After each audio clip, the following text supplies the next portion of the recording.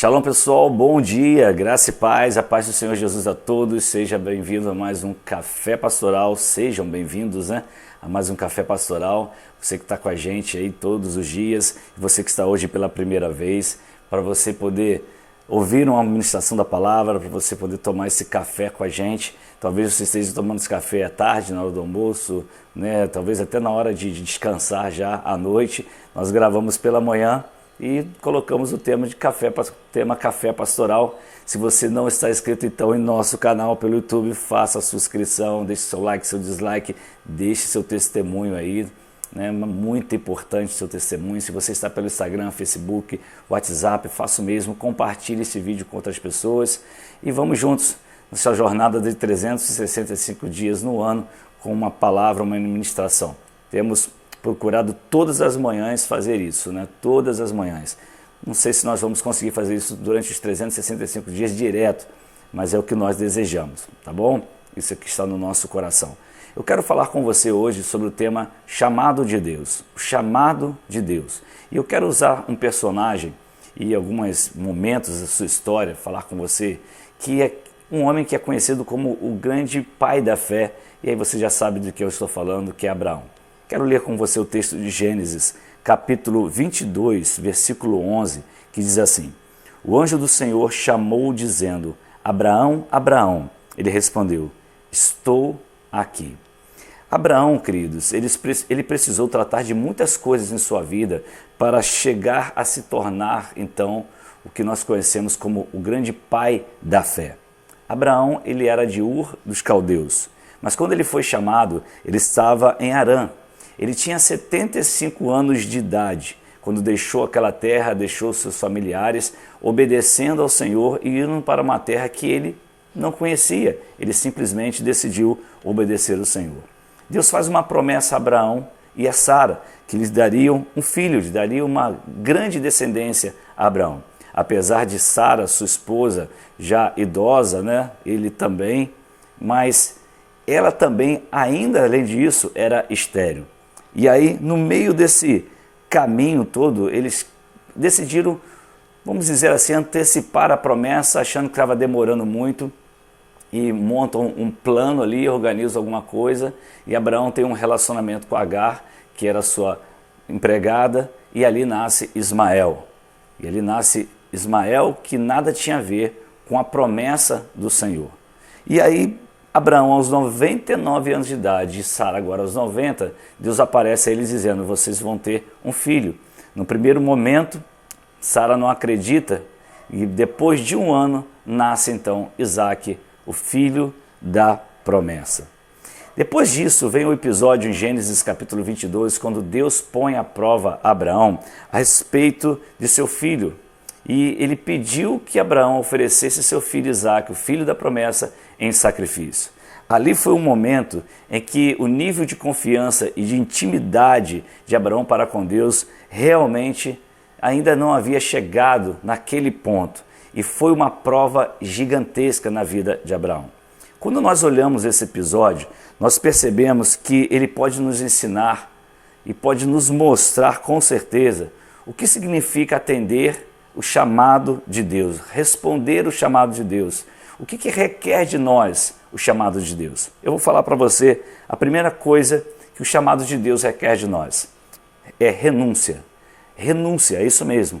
Renúncia significa literalmente desistir de algo, abdicar, abrir mão.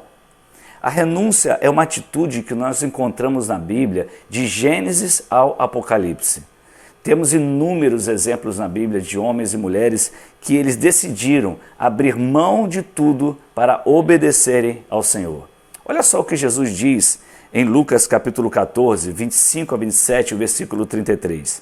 Uma grande multidão ia acompanhando Jesus. Este, voltando-se para ela, disse, se alguém vem a mim e ama seu pai, sua mãe, sua mulher, seus filhos, seus irmãos e irmãs, e até a sua própria vida, mais do que a mim, não pode ser meu discípulo.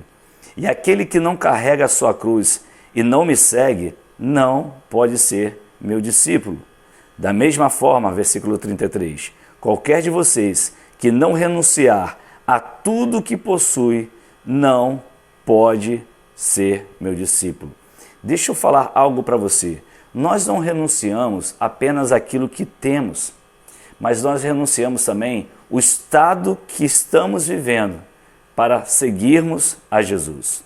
Se formos olhar um exemplo de renúncia, o maior exemplo que temos na Bíblia, obviamente, é do próprio Jesus. Ele renunciou toda a sua glória para estar conosco e nos salvar.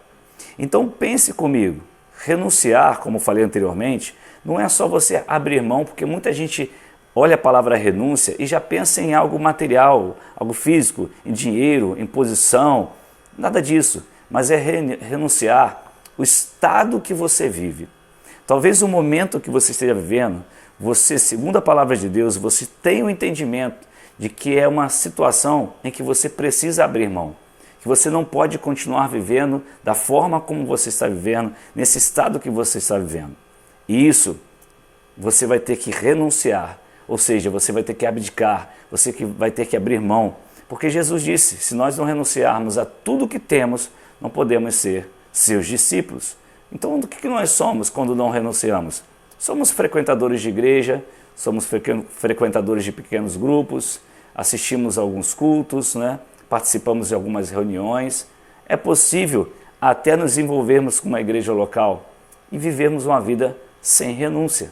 Então, entenda o seguinte, renúncia não se limita a abrir mão daquilo que você tem, mas também do estado que você está vivendo.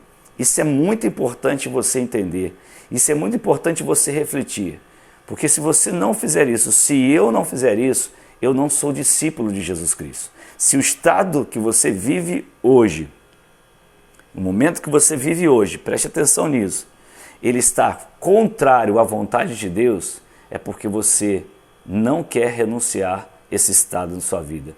E se você precisa fazê-lo, faça, se você quer ser um discípulo de Jesus e não um mero seguidor numa igreja local ou numa reunião de um pequeno grupo, ou então ficar buscando sua promessa, suas bênçãos, isso, aquilo, que alguém ore por você. Você precisa ser discípulo de Cristo. E para isso, você começa renunciando. Não é fácil renunciar. Não é fácil renunciar.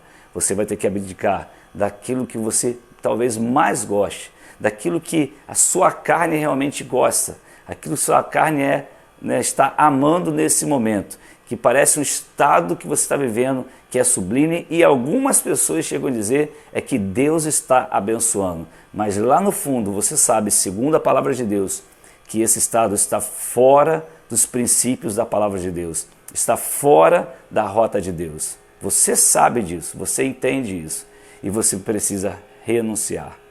Então essa escolha, essa posição, isso que você tem que fazer, na verdade, é uma escolha sua, é pessoal, é você e Deus.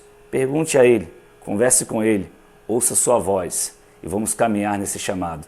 Deus te chamou sim, Deus tem um propósito para a sua vida, uma missão, uma vocação, Ele tem isso para a sua vida. Porém, para sermos seus discípulos, nós vamos ter que, em primeiro lugar, aprender a renunciar. Olha a experiência de Abraão, quando foi sacrificar seu único filho e o filho da promessa. Ele estava ali num nível realmente de confiança no Senhor, em que para nós chegarmos a esse nível, precisamos crer totalmente em Deus, que Ele é capaz de nos suprir em todas as nossas necessidades. Não falo só de necessidades materiais, falo de necessidades emocionais.